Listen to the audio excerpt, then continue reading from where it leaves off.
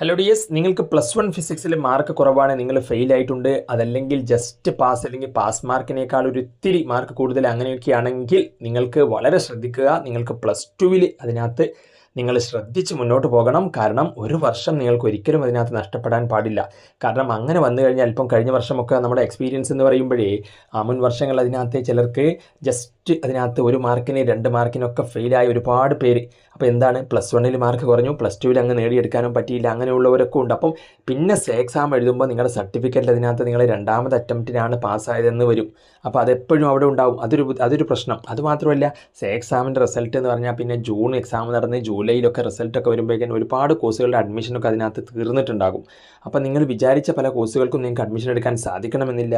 പലർക്കും 1 ഇയർ ചിലപ്പം ഇനിയിപ്പം തന്നെ ചിലപ്പം എക്സാം ഇത്തിരി ടഫാണ് പൊതുവേ കാണാറുള്ളത്.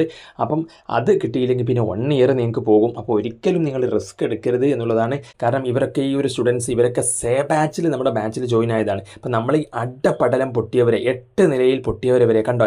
ഇവർക്ക് ഈ പയ്യന് +1 ഫിസിക്സിൽ 7 മാർക്കായിരുന്നു, +1 ഫിസിക്സിൽ 8, +2വിൽ 5 7 കണ്ട്, അങ്ങനെ അഡപടലം പൊട്ടിയിട്ട് സാറേ എങ്ങനെയെങ്കിലുമൊക്കെ ഒന്ന് പാസ്സാക്കണമെന്ന് പറഞ്ഞിട്ട് അവൻ കെമിസ്ട്രിയും ഫെയിലായിരുന്നു.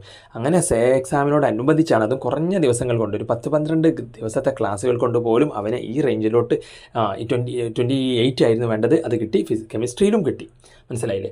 അപ്പം അതിനകത്ത് അതുപോലെ ഒരുപാട് റിസൾട്ടുകൾ 5, 6, 7, 8 ഒക്കെ മാർക്കുള്ളവരെ നല്ല മാർക്കിലോട്ട് കുറഞ്ഞ സമയത്ത് ക്ലാസ്സുകൾ കൊണ്ട് നമുക്ക് എത്തിക്കാൻ സാധിച്ചിട്ടുണ്ട്. അപ്പം നിങ്ങൾ നമ്മുടെ മനസ്സിലാക്കാൻ, നിങ്ങൾക്കിപ്പം പഠിക്കാൻ ബുദ്ധിമുട്ടുള്ള സ്ട്രഗിൾ ചെയ്യുന്ന ഒരു സ്റ്റുഡൻ്റ് ആണെങ്കിൽ നമ്മളിനി മാരത്തൺ സെഷൻസ് നിങ്ങൾക്ക് വേണ്ടിയിട്ട് നമ്മുടെ കൂടെ ഇരുന്ന് ഒരുമിച്ച് പഠിക്കുന്ന സെഷൻസ് നമ്മൾ സ്റ്റാർട്ട് ചെയ്യുകയാണ്. അപ്പം ജസ്റ്റ് എൻട്രി ഫീസേ ഉള്ളൂ. നിങ്ങൾക്ക് ജോയിൻ ആകാൻ താല്പര്യമുണ്ടെങ്കിൽ ഈ നമ്പറിൽ കോൺടാക്ട് ചെയ്യൂ കേട്ടോ.